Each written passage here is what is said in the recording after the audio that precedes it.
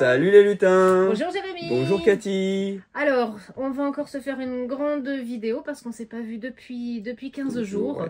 Ouais. Mais comme vous avez peut-être pu le remarquer, on s'est mis à faire des shorts pour vous montrer quand même ce qui arrive au fur et à mesure des semaines quand on peut pas faire une grande vidéo explicative. Donc vous avez déjà un petit peu tout ce qu'on a reçu.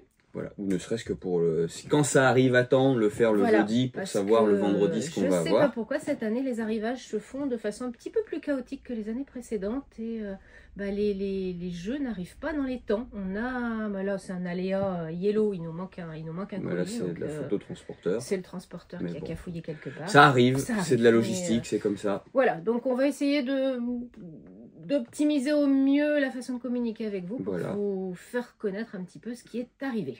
Mais ça n'empêche pas la petite revue de presse hebdomadaire, voilà, pour vous donner notre avis, présenter les jeux, ou bimensuel, comme on peut le faire. Ou quand on peut, voilà. Quand on peut, ouais. Voilà.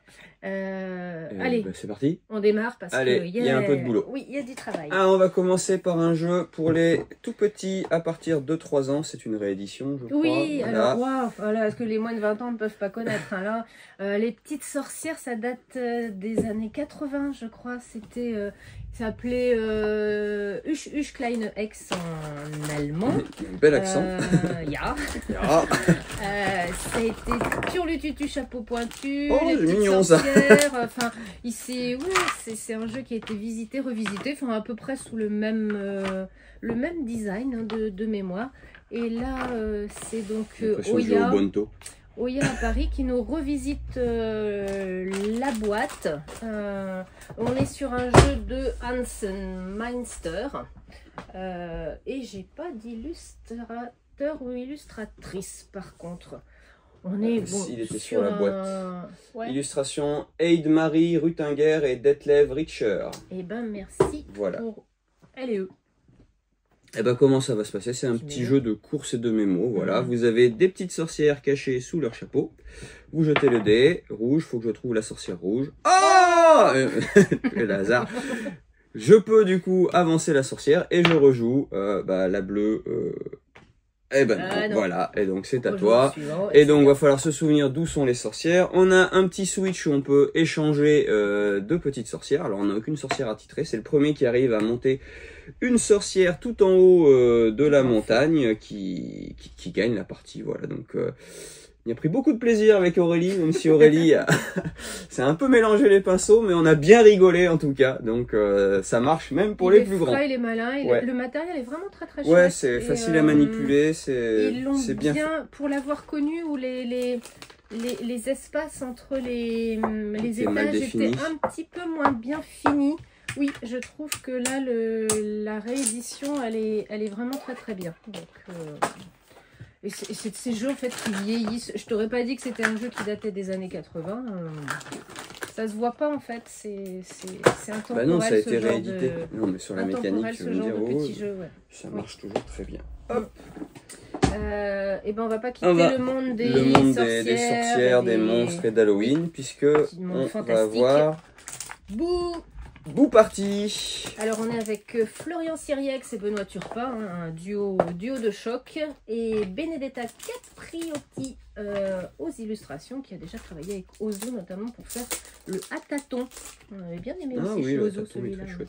Donc là on est chez Loki, donc la branche enfant de chez Yellow. Et évidemment le jeu sort maintenant puisqu'on arrive à l'approche d'Halloween. Il y a une DA qui est plutôt rigolote sur la boîte aussi qui nous a fait vous l'avez sûrement vu sur le short. Si vous avez vu notre short hier, on a fait un truc rigolo. Voilà. On s'est amusé. Donc jeu asymétrique à partir de 5 ans. Il y a un joueur qui va incarner la voyante, qui doit empêcher les petits monstres d'aller voler tous les bonbons d'Halloween. Et les petits monstres, eux, doivent du coup se déguiser pour aller voler des bonbons, sans du coup se faire repérer par la voyante qui sait sous quel déguisement ils peuvent être déguisés. Donc la voyante va tirer une carte au début d'un tour, voilà. Hop, elle va faire 1, 2, 3, je sais plus quoi.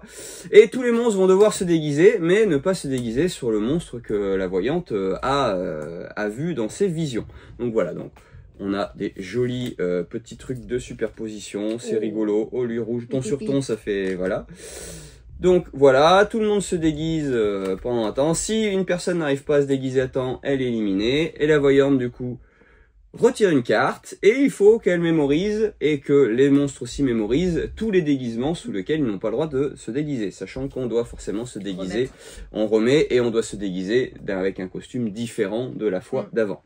Il y a deux façons de finir. Soit du coup, la voyante voit un monstre déguisé d'un déguisement qu'il n'avait pas le droit de faire, et du coup c'est la voyante qui gagne, soit la voyante se trompe, et les monstres gagnent. Voilà, tout simplement.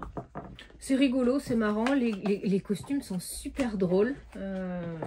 C'est loin d'être un jeu qui fait peur, ne vous inquiétez pas là-dessus. Je trouve les illustrations vraiment très rigolotes. Et pareil, on est sur un jeu enfant, on voit bien que les cartes aussi, elles sont bien épaisses. Il y a de quoi bien s'amuser, jouer avec les cartes pour s'amuser à faire des petits monstres tout rigolos. Voilà. Et un beau travail éditorial sur c'est la boîte. Et même la boîte, le fond de la boîte, on a la maison de la voyante sur le fond de la boîte. Ouais, c'est joliment travaillé. C'est rigolo. On va passer, même âge, 5 ans. Même âge, là on est sur une petite sélection 5 ans. C'est un éditeur avec lequel on travaille pas beaucoup. Mais ce jeu-là, au niveau pareil DA, il nous a vraiment tapé dans l'œil. On reste dans les classiques des jeux de mémo. Hein. Il n'y a pas de trucs fous, mais il est beau. Il est vraiment très chouette. Là, on est avec Fabien Bachir et Olivier Collin à l'autorat. Et c'est Karine Inder à l'illustration qu'on a déjà vu. Elle a fait du Dixit. Et chez Kiwizu, elle a fait le Potion Explosion. On a une belle présence sur table, comme vous pouvez le voir. Ouais. Voilà, on va chacun incarner. C'est l'arbre. Voilà, c'est l'arbre aux 3 élixirs. On va chacun incarner une petite fée. Rigolo, petit lutin, fée, je crois que c'est des elfis. Voilà, on va chacun incarner un elfie pour chaque saison, qui a un petit pouvoir. Et c'est le premier qui atteint l'arbre aux 3 élixirs, le sommet de l'arbre aux 3 élixirs qui gagne. Pour ce faire, qu'est-ce que je vais faire? Il y a 3 emplacements à chaque fois. Il y a un emplacement qui est aimanté et je vais essayer de me placer. Bon, non, je suis pas aimanté. Bon, je suis pas aimanté. Où est-ce qu'il... Voilà. Là, je suis aimanté. Du coup, j'ai le droit de rejouer, de continuer. Voilà. Du coup, vous comprenez le principe. Quand, du coup, je décide de m'arrêter, je m'arrête. Les autres doivent essayer de se souvenir du chemin et continuer, continuer de plus en plus haut. Quand on tombe sur une pomme de pain magique, on peut tester l'un des 3 emplacements suivants. Et ce qui est rigolo, c'est le badaboum, parce que des fois on chute. On peut entraîner nos copains dans la chute. On peut rester collé au copain, et dans ce cas-là, le copain, il va nous transporter sur son dos. Donc voilà, il y a plein de petits effets un peu rigolos qui peuvent se passer. Voilà. Le truc important, c'est que évidemment, les enfants, ils apprennent évidemment très vite l'emplacement, mais on va pouvoir évidemment les intervertir. Donc vous pouvez changer les baguettes très facilement. Il suffit, voilà, on part là-dessus, on en met une autre. À chaque partie, vous les intervertissez. Je les ai laissés dedans pour la facilité de la vidéo, mais normalement, on les change au début de chaque partie. Voilà. Et sinon, c'est pas rigolo. Non. C'est tout de suite en une seconde, c'est terminé. Donc ça, c'est un petit coup de cœur qu'on a eu. C'est joliment édité et une belle revisite d'un jeu de mémo. Ouais, chez Nathan. Mais c'est moins bien qu'Arkeo. Bon, mais évidemment, là, on arrive sur le coup de cœur de l'année de Jérémy. Donc attention. Alors, il y a des dinosaures, évidemment. Évidemment. Donc, c'est forcément un bon jeu. Donc, c'est Arkeo. Arkeo, c'est Thomas Favrelière, donc Monsieur Petit Pois et Moonlight, notamment, avec Adrien Pédron, qui a fait des jeux chez Ozu. Et à l'illustration, on a Maya Zendan, travaillé chez Abba. Voilà. Donc là on est chez Gigamic. On est chez Gigamic, donc c'est un jeu coopératif. Il va falloir qu'on arrive à trouver tous les squelettes de dinosaures et peut-être d'autres choses, je ne dévoile pas tout. Donc sur chaque petite morceaux de squelette, vous avez des petites étoiles. Il y en a 10 à découvrir pour gagner. La partie, bah voilà, on va utiliser cette magnifique pelle ventouse pour creuser. Et je vais creuser et il peut se passer différentes cas de figure. Voilà. J'ai des cailloux, on a chacun des brouettes devant nous. Les cailloux, ça casse des pelles. On a un certain nombre de pelles selon le nombre de joueurs. Donc soit on choisit de casser le nombre de pelles qu'il y a le nombre de cailloux. Soit on décide de stocker les cailloux dans nos brouettes, sauf que les brouettes on les vide pas. Donc il va falloir jouer sur ce ratio de est-ce qu'on prend le risque, on a encore des cartes, on continue, est-ce qu'on met dans la brouette, sachant que il y a moyen avec des marteaux de réparer des brouettes, etc. Voilà, il y a des petites, bah voilà, il y a encore du caillou, il y a des petites loupes qui permettent de regarder en amont. Une tuile, voilà, donc le marteau pour réparer. De la caillasse. Il y a du caillou, il y a du caillou, il y a du caillou. Bah ouais, il y a beaucoup de cailloux. Hein. Ah, un morceau de squelette, voilà. Voilà, et voilà, là ça permet de réparer de pelles, là ça permet de regarder une tuile en amont et de se dire, ah bah celle-là, faut pas la retourner tout de suite, c'est du caillou. Voilà. Tout simplement, et il y a le vrai plaisir de la découverte. Le puzzle, il est pas facile, même si c'est que des pièces identiques, mais c'est très chouette. Voilà, et puis cette magnifique pelle ventouse est très bien. Voilà. Et on peut jouer seul. Hein, et on peut jouer seul, voilà, tout à fait. Si vous êtes fan de dinosaures comme Jérémy, que pas les autres autour de vous. Si on n'a pas de copains paléontologues. Non, il y a vraiment ce petit plaisir d'appuyer sur la ventouse, d'aller regarder. Oh, j'ai pas le squelette, le plaisir de l'archéologue qui est vraiment très chouette. Ouais. Alors, on grandit un petit peu, oui, mais pas trop. Splendor Kids, donc là on est chez un 6 ans familial. Que vous connaissiez ou pas, Splendor, ça n'a pas d'importance. Ça complètement revisite très bien le jeu en version enfant. On va tout y retrouver, hein, la collecte, la montée en puissance du jeu. Donc on est donc avec Marc-André, l'auteur originel de Splendor, qui s'est fait accompagner par Catherine André, donc son épouse, qui travaille avec les enfants. Donc c'est toujours là la difficulté, hein, qu'on rappelle régulièrement, que faire des jeux pour enfants, ça demande des compétences qui sont pas forcément les mêmes que de faire du tout les mêmes que de faire un jeu pour les plus grands. On avait déjà parlé, il faut que ce soit accessible. La capacité de ce que peut faire un enfant est forcément moindre, et donc il faut réussir à compacter ça sur de petites règles et de petites choses à faire, et en ça, bah, ça se fait pas forcément. Voilà, Marc-André, il n'a pas réussi à l'imaginer tout seul. Aux illustrations, on a Olivier Danchin qui a fait déjà du Unlock et du Unlock Kids notamment. Voilà, alors déjà voilà, les plateaux sont recto verso pour changer un petit peu, et on peut augmenter la durée ou diminuer la durée de la partie selon le temps qu'on a devant nous ou la capacité de concentration d'un enfant. Après, eh ben, vous allez tomber red dingue, c'est comme Splendor, voilà. Oui. Au début d'un tour, vous prenez 3 tuiles nourriture différentes, ou 2 tuiles identiques, ou une tuile jaune, voilà, qui remplace n'importe quelle ressource. Le but, c'est d'aller nourrir tous les habitants et d'être le premier arrivé au château de la reine pour recevoir notre super médaille. Donc voilà, on va collecter sur notre petit plateau ce que l'on peut. On est limité à 8 emplacements. Dès que j'ai les 8, je peux me déplacer. Alors vous avez 2 styles de destination. Vous avez les villages qui permettent de rejouer immédiatement, ou vous avez les villes où vous tirez du coup une petite tuile au hasard, et bah, ça vous donne une ressource permanente que vous pouvez utiliser et donc vous retourner, et que dès que vous avez de nouveau une tuile ressource que vous récupérez, vous réactivez toutes vos tuiles. Voilà, donc le côté montée en puissance est là. Après, c'est une course, c'est optimiser au mieux et anticiper pour prendre les denrées dont on a besoin jusqu'à arriver au château. Au château, et où ma porte d'ailleurs, tiens. Au château, on a voilà, une petite mécanique rigolote, c'est que le premier arrivé au château, il bascule la porte, la porte se ferme, et tous les autres ont un tour pour essayer d'arriver aussi au château pour se partager la victoire. Et puis voilà, et puis bah, ceux qui restent devant les portes, eh ben, ils n'ont plus que leurs yeux pour pleurer.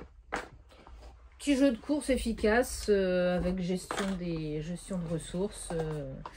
Le travail pareil éditorial, il est vraiment nickel. Hein. L'ergonomie où on va vraiment pouvoir bien positionner ses pions qui sur son petit plateau, ce plateau-là qui est pas du plastique, hein, je pense, c'est un truc Oui, on en avait on a commencé à en voir un peu de partout. Matière revisitée. Un carton un peu.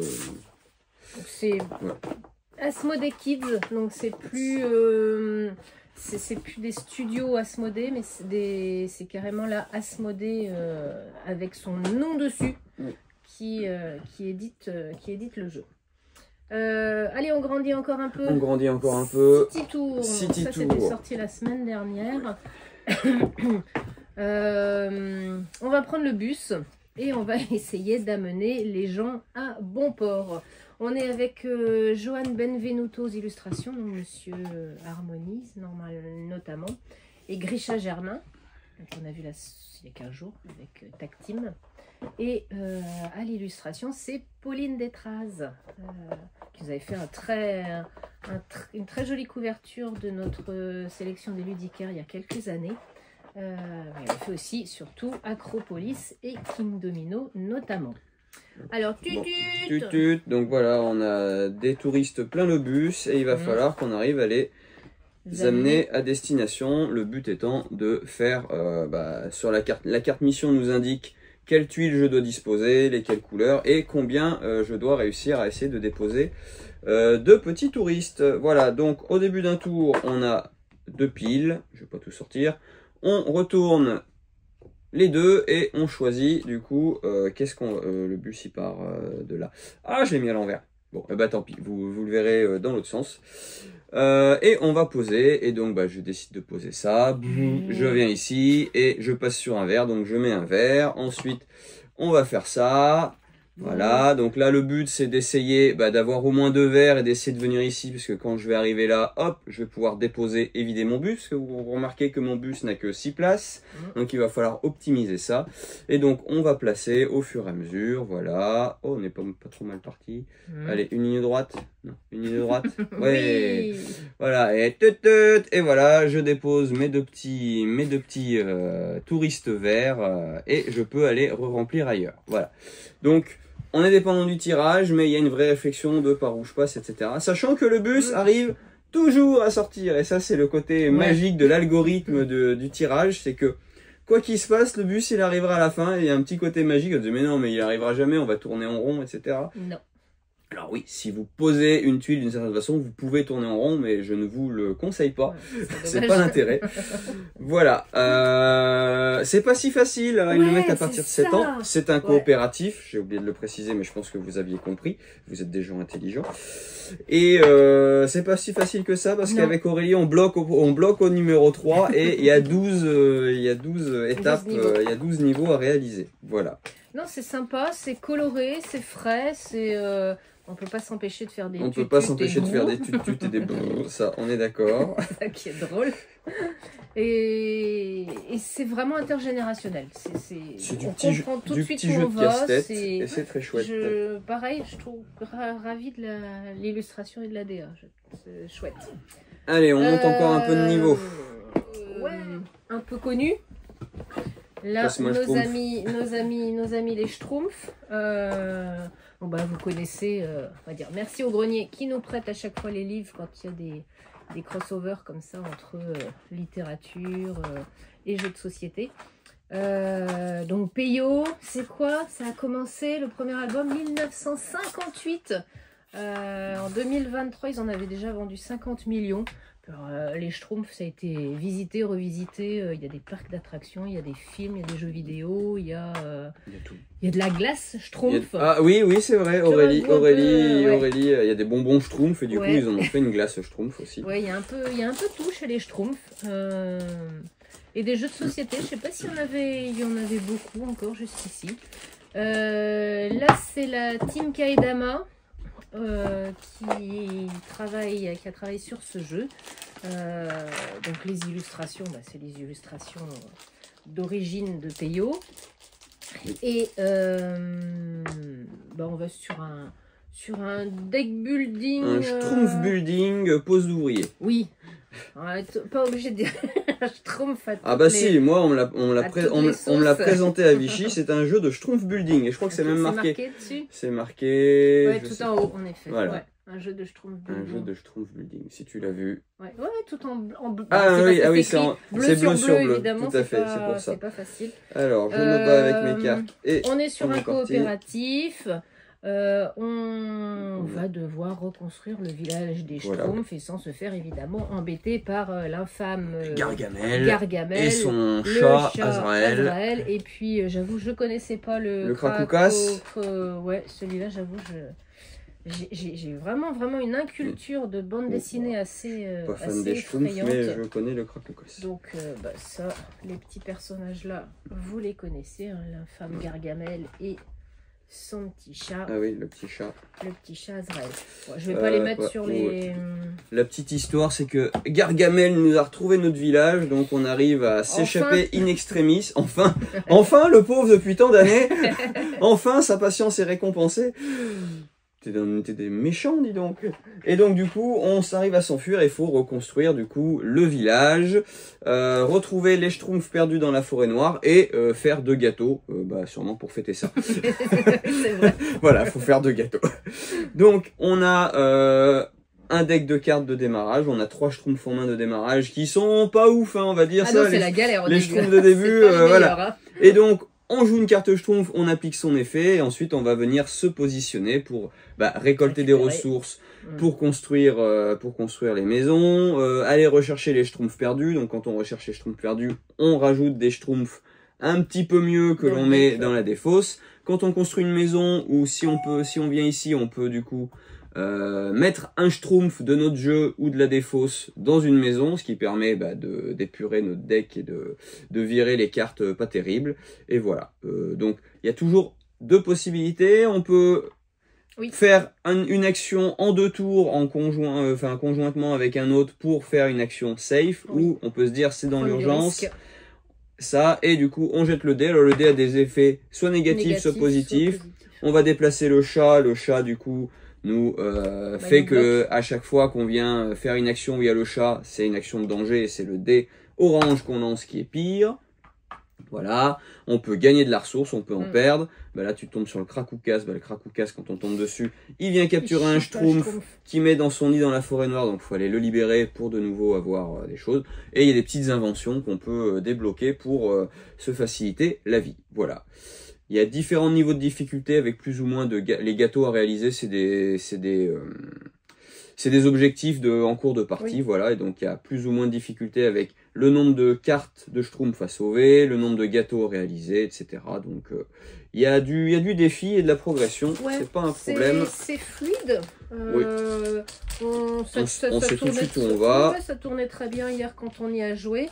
Là on s'est posé la question, c'est sur le temps de jeu. Parce que c'est un jeu qui est noté à partir de 8 ans et on s'est dit que ça allait peut-être être un peu long, peut-être à suivre. On a joué quoi? On a joué une petite demi-heure. Oui. On avait construit 4 maisons sur les 8, on avait fait les 2 gâteaux, et le paquet de Schtroumpf avait bien diminué. Oui. Je pense qu'effectivement, en niveau de difficulté au-dessus, ça va être beaucoup plus long, c'est sûr. C'est peut-être le temps de jeu qui pourrait peut-être être un peu bloquant, mais sinon en fluidité de jeu il est clair, les actions se comprennent, les textes sont clairs. Très bien, on n'a pas eu de tous les Schtroumpfs des cartes de Schtroumpf Building sont différents. Oui.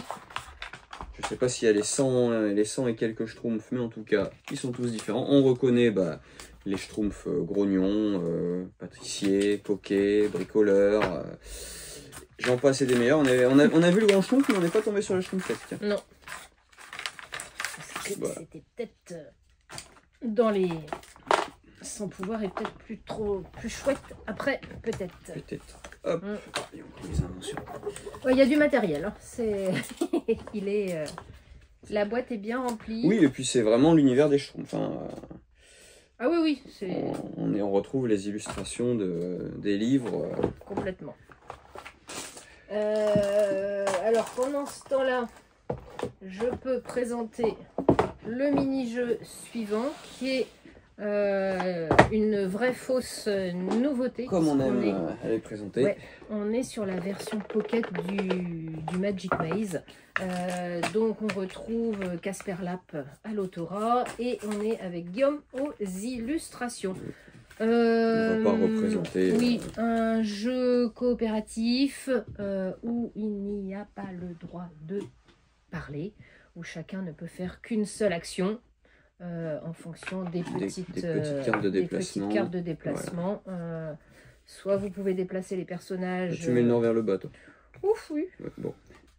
Ouais, comme je suis dyslexique, moi, tu sais. Ah bah non, le nord, non, c'est le nord est en bas, mais il indique le haut. Commence pas à me perdre. Voilà, donc voilà. Oui, chacun a une seule possibilité de déplacement et à nous d'essayer d'optimiser au mieux pour que, vous connaissez la petite histoire, hein, on s'est fait poutrer du dernier donjon, on n'a plus d'équipement, donc on vient piller le Magic Maze pour récupérer de l'équipement. Donc chaque personnage doit aller dans une boutique de sa couleur, trouver sa sortie en évitant les gardes et en retournant le sablier quand il arrive quasiment à la fin. Donc voilà, en communication limitée. Ouais. C'est un joyeux bazar, mais c'est ça qui est rigolo aussi. Puis pourquoi pas la version pocket? Moi je trouve pas idiot comme idée.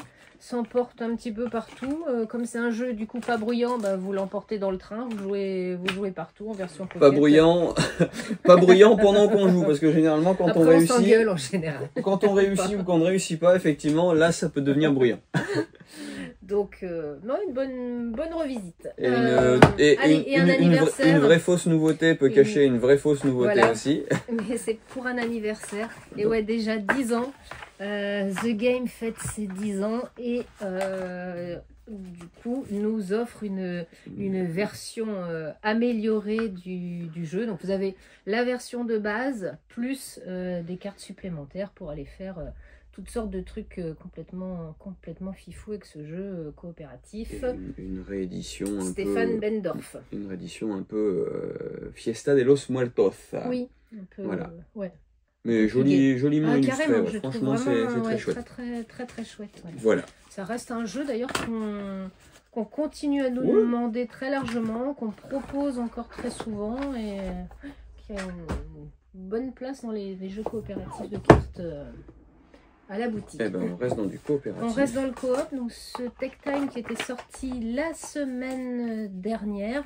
Vous avez forcément entendu parler de ce jeu sur les réseaux, il a été encensé un petit peu partout. Il était un peu attendu déjà.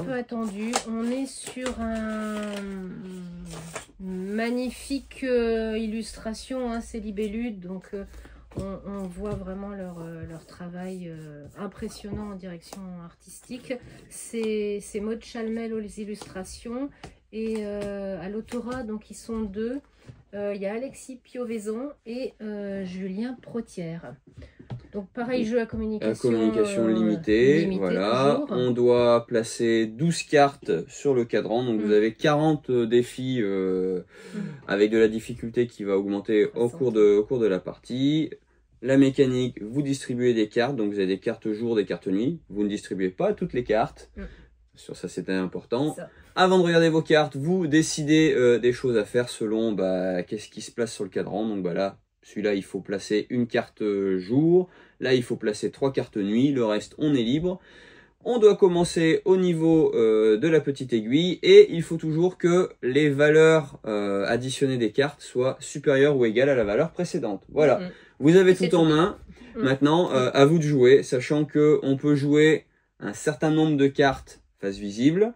Si on échoue, on a droit à plus de cartes jouées face visible et jouer les cartes face visible parce que il faut des indices. Voilà. Il faut du comme tous ces jeux à communication limitée, il faut du temps pour apprendre à se comprendre entre les joueurs. Et il y a toujours les gens qui ont peur de ce genre de jeu parce qu'ils ont la peur de mal faire. Et je trouve que les premiers niveaux en ça sont assez didactiques sur mettez vos cartes face visible pour pouvoir comprendre un petit peu comment jouent les uns et les autres. Pour donner des indices avancer. Et voilà. Sachant qu'on est dépendant du tirage de cartes qu'on a de toute façon. Aussi, donc, oui. Vous pouvez toujours jouer sur la mauvaise foi et vous dire j'avais un mauvais tirage. La discussion préalable, elle est vraiment ultra importante. Oui. On ne dit pas allez on y va. Faut vraiment discuter de comment on peut s'organiser au fur et à mesure des niveaux. N'importe qui peut commencer, mais une fois qu'une personne a commencé, ça se joue d'un coup dans l'ordre des aiguilles du monde. Donc, généralement, sur celui que je viens de montrer, on dit s'il y en a un qui a une carte 1 ou 2 blanche, il y va franco, comme ça on sait qu'on commence facilement et après on voit. Mais voilà. C'est ultra important de discuter au préalable, oui, et d'être didactique au fur et à mesure des niveaux. Encore un coopératif chouchou. Et je ressors mon... Tu ressors ta BD. Je ressors ma bande dessinée des Schtroumpfs, puisque donc on a un jeu un peu hybride, décalé, qui va nécessiter donc la présence d'un autre objet sur la table de jeu. Donc on est avec Comic Strip, c'est Germain Wirzenstark, excuse-moi Germain, qui avait déjà fait une nouvelle contrée d'ailleurs chez ce même éditeur Olibrius. On va retrouver cette patte. Est-ce qu'il n'y aurait pas un petit peu de... Accompagné donc de Christophe à l'autorat, et aux illustrations on est avec Stasset Thomas. Voilà, et un petit... Alors, c'est un petit peu moins... C'est du nouvelle contrée sans être du nouvelle contrée. C'est un petit peu moins sérieux, entre guillemets, qu'un nouvelle contrée. Là, on est vraiment sur un party game. Il va falloir...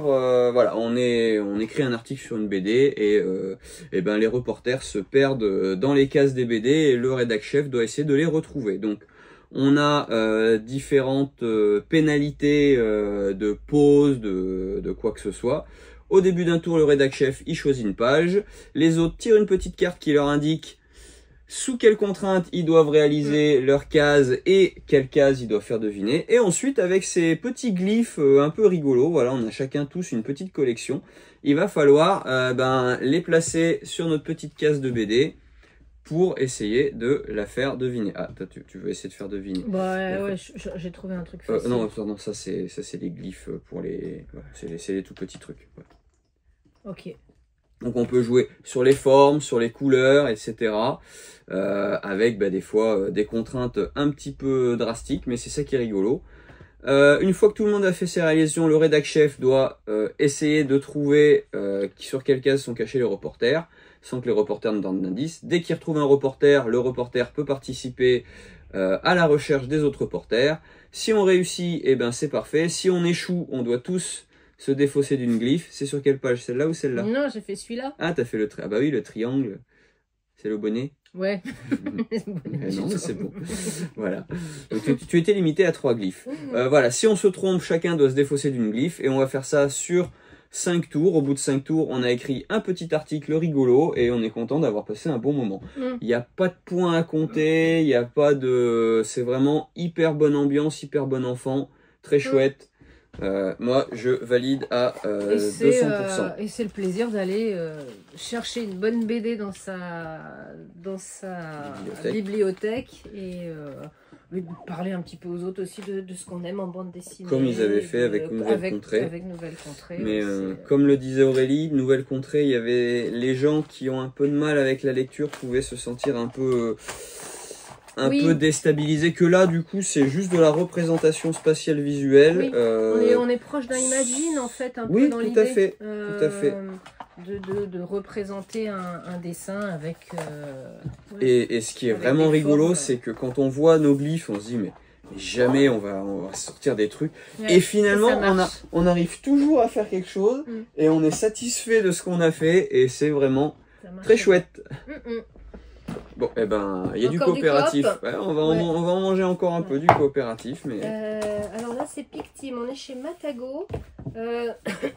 C'est un jeu qu'on a en avant-première avec quelques autres, grâce à une opération qu'a proposé Matago à quelques boutiques en France, dont on a eu le bonheur de pouvoir faire partie. Donc, merci Thomas et toute l'équipe, Arnaud, Delphine et Cindy chez Matago. On retrouve donc la Scott Helms à l'autorat. Et c'est Crocotam aux illustrations. Voilà. Alors c'est un jeu qui nous a beaucoup plu. Le plaisir de se retrouver autour d'un jeu de plateau, d'aller ensemble faire avancer des pions. Enfin, on y a retrouvé un vrai plaisir qu'on n'avait pas eu longtemps sur trop de jeux de cartes. Et qu'on avait retrouvé déjà sur Trekking the World. Sur Trekking the World, oui, c'est vrai. Et celui-là, c'est le deuxième qui nous enthousiasme un petit peu. Un petit peu plus difficile. Mais qui est pas fastoche. Voilà, donc 5 niveaux de difficulté. C'est un draft coopératif. Au début d'un tour, vous piochez vos cartes, mais vous les dispatchez entre votre voisin de gauche, votre voisin de droite. Et après, il y a un côté aventurier du rail pour les déplacements, puisque nous sommes des rangers dans les parcs nationaux. Nous devons observer des animaux. Donc pour observer un animal, il faut qu'on défausse une carte de l'animal correspondante dans la zone où on voit l'animal, puisque vous avez des animaux et du déplacement sur chaque carte. Et vous avez des missions à remplir, il y a des petits checkpoints à atteindre avec vos petits drapeaux. Et donc il va falloir vous déplacer, donc c'est là que la coopération va. Ah je vois qu'il doit aller par là-bas, je lui file ces cartes-là, ça l'aidera sûrement. Voilà, et après évidemment il faut y aller avec différents moyens de locomotion. Par exemple, à pattes, en canyoning, en voiture, on sort le piolet, les crampons, les raquettes, et il y a la rivière qu'on peut descendre, il suffit d'une carte rivière pour descendre tout en bas. Elle se descend, elle ne se monte pas, on n'a pas assez de force pour monter la cascade. Oui. Voilà, donc on va essayer de réaliser le plus de missions possible, sachant que les missions descendent au fur et à mesure. Il faut jamais qu'il y ait à la fin d'un tour plus de 4 missions sur un emplacement, sinon c'est perdu. Et il faut que, arrivé à la fin, on ait observé tous les animaux et qu'on ait réalisé toutes nos petites missions. Ce qui n'est pas facile. Et après, vous allez arriver avec niveau 2 de la difficulté en plus, il va y avoir des éboulements. Niveau 3, vous allez avoir de la symétrie, parce que les personnages vont avoir des petits pouvoirs, mais il y aura plus de contraintes, etc. Donc une belle évolution. Un mode solo qui a l'air très bien. Et juste le mode de joueur, on l'a testé la première fois avec Aurélie à 2 et on n'a pas trouvé ça foufou. Il y a un troisième joueur fictif et on sait pas trop comment le gérer. Voilà. On s'est dit à 2, il nous a pas convaincu. À 3, ça marche. Le solo marche aussi. À 2, je pense que c'est le seul petit bémol. Mais après, à vous d'essayer, de découvrir. Peut-être que c'est nous qui n'avons juste pas aimé la façon de jouer à 2. C'est bien de le préciser. Et un Matago peut en cacher un autre. Voilà. Donc une avant-première. C'est une méga avant-première parce que je crois que celui-là il sort, je sais plus si c'est la semaine prochaine ou la semaine d'après, tandis que celui-là il sort, je crois qu'en 2026. Alors là, c'est très surprenant. Je sais pas si vous vous rappelez à l'école des ensembles patates. On faisait pour apprendre machin qui est inclus dans bidule. Même moi là, tu me parles d'un temps de... Non. On faisait ça à l'école. Alors en vrai de vrai, ça s'appelle des ensembles, des diagrammes de veines. J'ai retrouvé ça, c'est un mathématicien, un monsieur qui a mis ça dans les années 1880. Et donc l'idée de ces diagrammes, c'est de dire, là dans ce premier cercle, ça sera des animaux. Ici, ce sera par exemple des choses qui volent. Donc, le cercle ici contiendra des animaux qui volent. Et après, je sais pas ce que peut être. Alors, j'ai rien fait de tout ça, mais effectivement, tu as très bien expliqué le jeu. Merci, je vais faire bon prof de maths. C'est ça.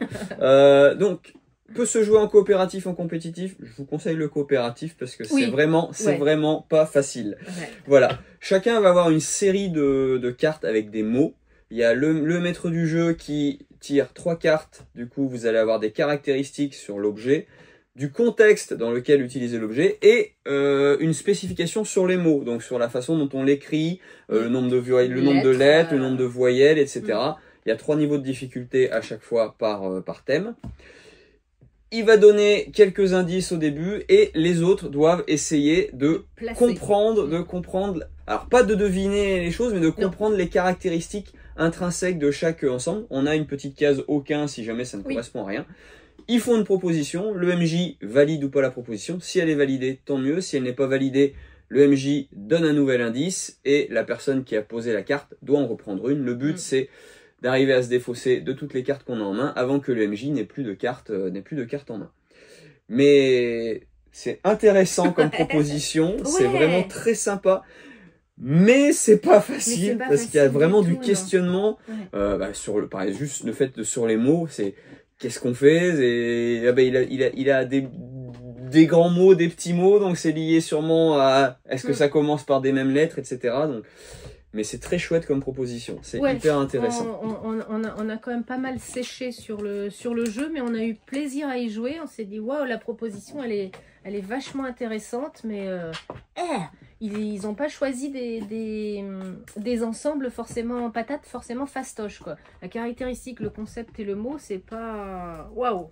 Oui, c'est vrai qu'avec ton, il faut que ce soit un animal, il faut que ça vole. Oui, mais bon, ouais, je parce que oui, qu'est-ce qu'on simplifie au avait maximum, dans les caractéristiques? Moi, c'était peut se trouver dans une école. Alors oui, alors est-ce qu'on va jusqu'au bout en disant une pomme, ça peut se trouver dans une école à la cantine, ou est-ce qu'on se rétracte au strict minimum? Tout est le plaisir après d'aller se chamailler, d'aller discuter sur ce qu'on a fait. C'est tout mais l'intérêt voilà, du jeu de société. Une très belle proposition, c'était vraiment très chouette. Vraiment étonné et ouais, vraiment super intéressé. Allez coopératif toujours. La grande sortie avant Noël, ouais. Le dernier unlock, là il s'appelle Enchanted Aventure. Toujours 3 aventures, une niveau de difficulté facile, moyenne et un niveau difficile avec des thèmes moi qui me parlent bien. Donc la boîte elle est à la maison, je la fais ce week-end. Il nous manque un jeu, là on va présenter un jeu qui n'est pas là, donc on vous mettra la semaine prochaine, c'est le Terrorscape. C'est dommage parce qu'il a une belle présence sur table et je suis en vacances et je vais pas le voir arriver, je suis déçu. Chez Yellow, on vous en parle au plus vite, normalement le colis perdu devrait arriver ce matin, si vous attendez le jeu, que vous voulez le prendre, il sera là tout à l'heure. Pour ceux qui aiment les films d'horreur et les slasher movies. Et c'est vraiment génial. Pour animer la soirée d'Halloween, ce sera l'idéal. Ouais. Celui-là, on l'a pour le vrai. Oui, celui-là, il est et on a même des cartes bonus. Et en plus, on fait partie des quelques boutiques qui avons eu droit à leur petite carte spéciale. On est avec Thomas Dupont à l'autorat. Évidemment, vous reconnaissez les illustrations de l'excellent Maxime Morin. C'est édité par les non moins excellents Blam. On est sur un jeu à moteur, oui. La thématique, on va être honnête, on l'a pas ressenti.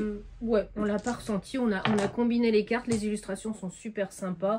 Le tripot, le plaisir de la combo est là, mais après le bar, le thème bar clandestin. Oui, on nous a pas du tout parlé, mais l'iconographie elle est nickel. Le jeu il tourne ultra facilement. Tout à fait. Et c'est étendu, mine de rien, voilà, c'est une course au point, c'est le premier arrivé à 12 points qui gagne. À notre tour de jeu, on va jeter au moins ces 3 dés. Si on a accès aux 2 autres, on les jette aussi. On va avoir des ressources, on peut avoir des relances, voilà, donc ça c'est... Et du coup, après, une fois que les dés sont lancés, on a le choix entre 3 actions. Donc soit on utilise les ressources pour acheter une carte, soit on repioche des cartes, soit on décide de choper un jeton lune, puisque les jetons lune vont nous permettre d'avoir accès à différentes capacités. Sachant que généralement quand on achète une carte, on doit toujours défausser d'un jeton lune, donc il y a différentes vraiment façons d'appréhender le jeu. Soit dès qu'on a une carte, on la stocke, c'est ce que j'avais fait, et du coup on est toujours à courir après les jetons lune.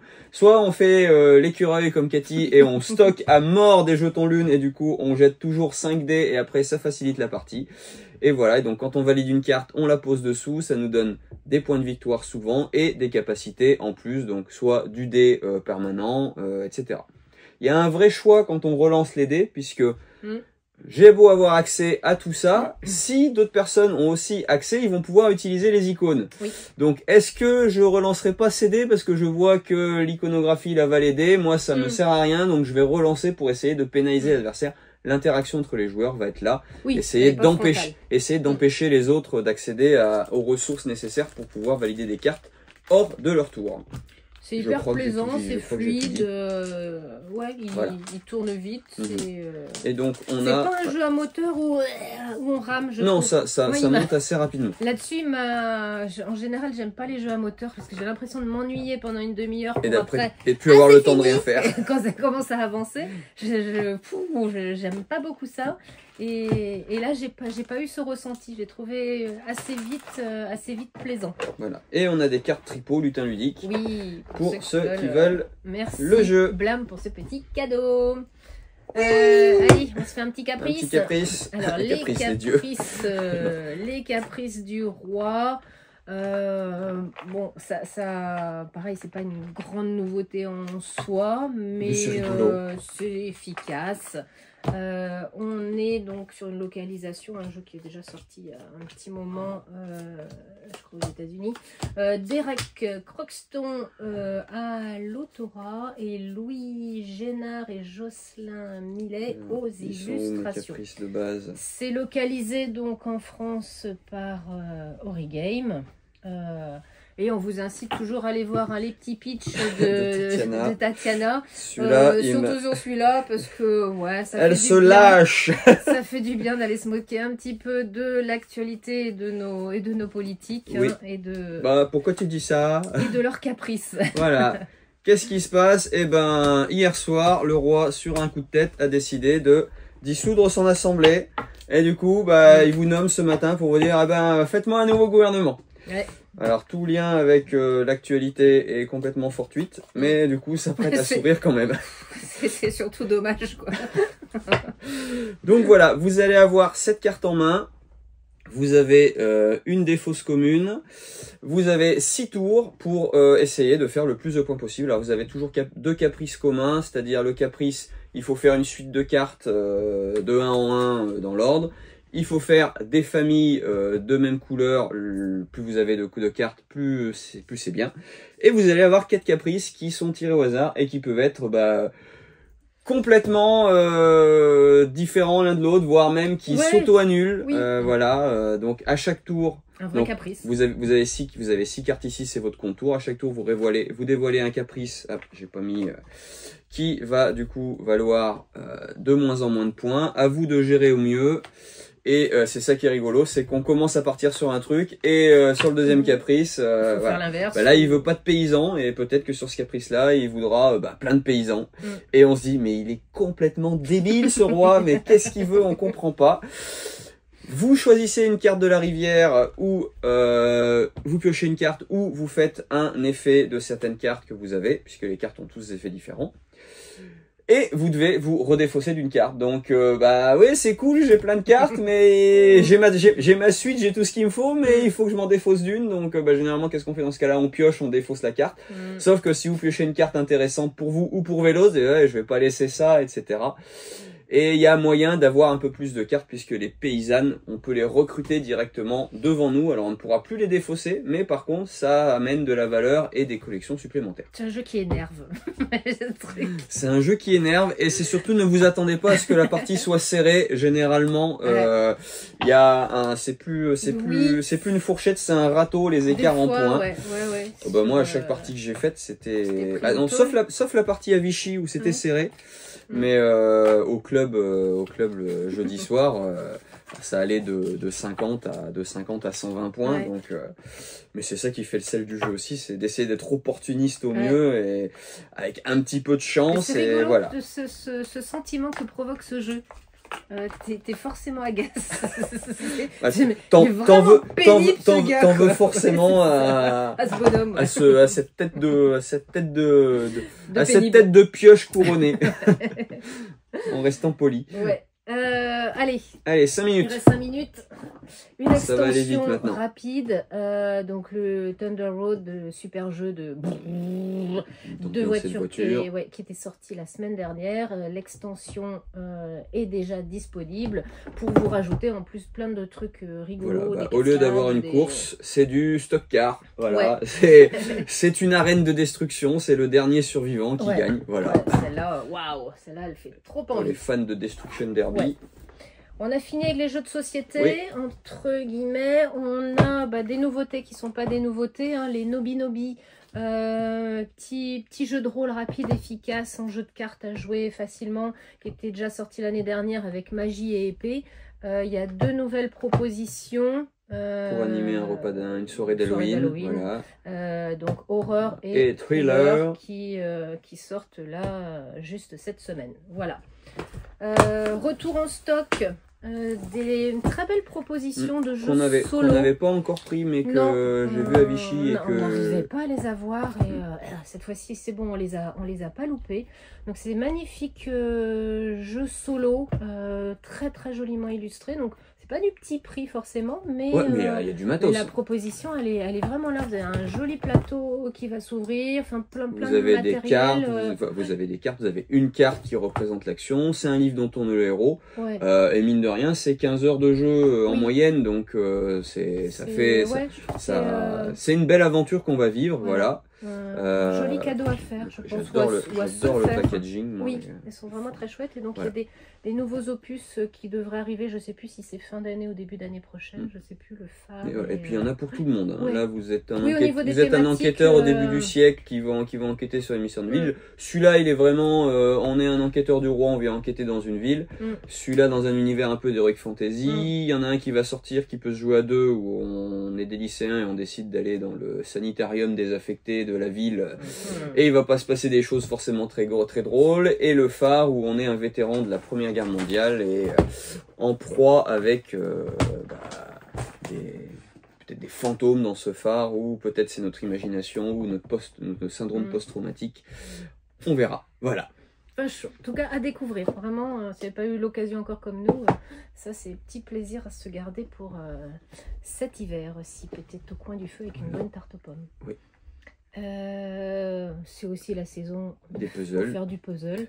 Donc un nouveau micro-macro puzzle, donc un 500 pièces, cette fois-ci thématique football. Donc toujours avec des enquêtes que vous allez, après, une fois que vous aurez fait le puzzle, essayer de résoudre les 2 enquêtes. À noter, et ça ils s'en sont pas cachés chez l'éditeur ni chez le distributeur BlackRock. Vous n'avez à l'intérieur uniquement le puzzle, vous n'avez pas... Il y a le puzzle et le chercher-trouve pour retrouver les personnages, mais les enquêtes, c'est du dématérialisé. Il faut les télécharger. Donc si vous n'êtes pas adepte des téléphones, vous n'avez pas de téléphone, vous n'avez pas de réseau, et passez votre tour dans ces cas-là. On termine avec une nouvelle gamme de puzzles qu'on a rentré. Vous nous demandez de plus en plus, vous êtes de plus en plus nombreux et nombreuses à nous demander du Made in France. Donc on cherche un petit peu ce qu'on peut trouver de chouette. Et là, on est parti sur la maison d'édition Maison Joliette, qui fait des puzzles assez chill en paquet. Qui font aussi des coloriages au numéro adultes. On essaye aussi ça si vous avez envie de trucs un peu zen, un peu chill. On a des nouvelles propositions en boutique. Voilà. Tout ça, vous le retrouvez dans notre super sélection que vous pouvez venir chercher à la boutique. Plus de 200 jeux répertoriés. Et pour ceux qui veulent déjà préparer Noël, on a aussi reçu notre petite sélection catalogue de jouets. Youpi. Youpi. Et on est dans les temps. On a tenu les 58. On a 1 minute pour vous remercier d'être resté jusqu'ici. Et puis, te souhaiter une bonne semaine de vacances. Oui. Je vais être avec Aurélie toute seule. On sera toute seule la semaine prochaine. Ça va vous faire des vacances aussi. Ça va être silencieux. Non, tes bonnes blagues vont nous manquer tout au long de la semaine. Donc, on va voir avec Aurélie comment on s'organise pour faire une vidéo ou pas, parce qu'elle ne travaille pas le samedi, Aurélie. Donc, vous aurez peut-être tout ce qu'il faut vendredi. Non, mais je ne suis pas là vendredi. Ah, bon, donc, toujours les emplois du temps toujours serrés. Donc, on va voir. Il y aura un short. On va se débrouiller pour vous faire un short de toute façon avec Aurélie. Et puis, la semaine prochaine aussi, à la fin, c'est les vacances de la Toussaint qui débutent. Donc, youhou! On vous souhaite un très bon week-end. Voilà. Très bonnes vacances, Jérémy. Et puis, à plaisir bientôt. de vous retrouver. Bye bye. Salut.